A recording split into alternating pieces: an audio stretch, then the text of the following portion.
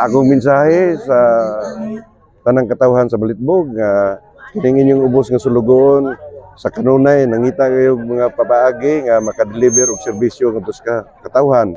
Labay na karong adlaw nga tulo ka activities ang atong gihimo, ang pag-turnover sa Rural Health Station sa Kantamuak o sa Concepcion.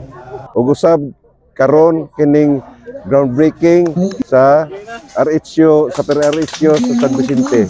Din ang tumong nining pagmugna ning mga proyekto aron makahatag og sayon, dali og epektibo nga medical service ngadto sa katawhan. Tungod kay ang prioridad na nga proyekto gitawag nato og access to health, panglawas, kalusugan.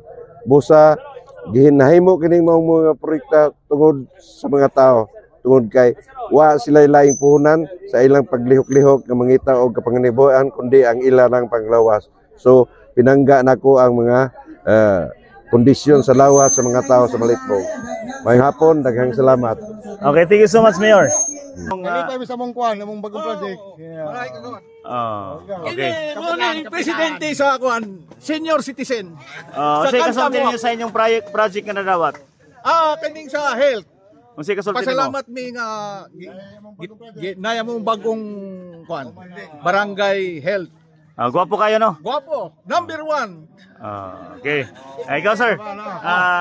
Kagawad.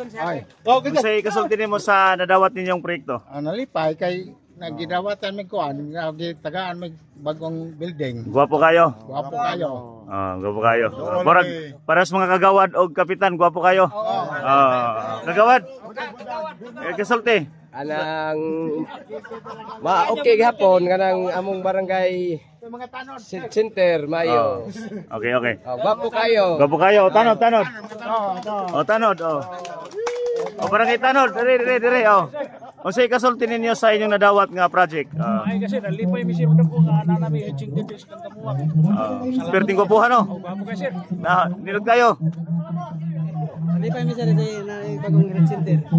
Nagpasalamat ako sa mayor namin nga si Laura, Antonio ba yun siya?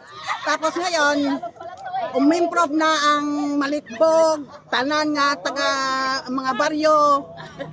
Nindot na ang kahimtang din. Nindot na ang kahimtang. So, gwapa kayo inyong gwapa kayo ang inyong Kantamuak, no?